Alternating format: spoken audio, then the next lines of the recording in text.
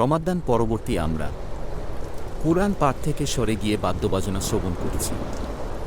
রবের ইবাদত ছেড়ে দিয়ে অহেতুক বা হারাম কাজে সোশ্যাল মিডিয়া নিয়ে পড়ে আছি। দোয়া ইস্তেগফার তাওবা বাদ দিয়ে নেটফ্লিক্সে হারাম ছবি এমনকি পর্নোগ্রাফি দেখছি। আমরা শূন্যত এমনকি নফল সালাতে রত ছিলাম, কিন্তু এখন ফরজ সালাতও তরক হচ্ছে। জনারণ্য মসজিদগুলো বিরান করে ফেলেছি। ইবাদত ও সৎকর্মের সময়সূচিগুলো পাপকর্মের সময়সূচিতে পরিণত হয়েছে। কেন এমন হয়?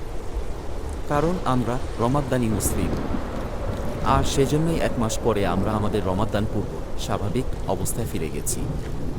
আসল কথা হলো, রমাদান হচ্ছে প্রশিক্ষণের মাস, যার মাধ্যমে আল্লাহ ভীতি অর্জন করে একজন মুসলিম বাকি 11 মাস আল্লাহর দেয়া সীমারেখা অতিক্রম না করে চলতে পারে।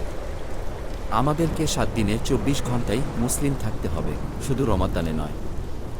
যেমন মহান আল্লাহ তাআলা বলেন, হে মুমিনগণ, তোমাদের কি হইল যে তোমাদেরকে যখন আল্লাহর পথে অভিযানে বাহির হইতে বলা হয়, তখন তোমরা ভারাক্রান্ত হইয়া ভুতলে ঝুঁকিয়া পড়ো।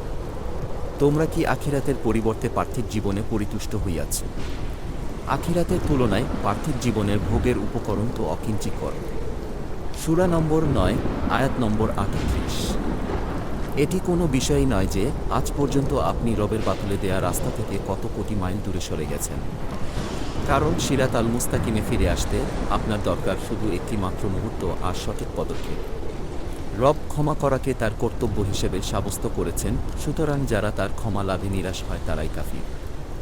হে ভাই, আসুন আজই তাওবাহ করে ফিরে আসি শয়তানের রাস্তা থেকে, চলা শুরু করি কুরআন সুন্নাহর পথে, জান্নাত লাভের চেষ্টায় আর বুক ভরা আশায়।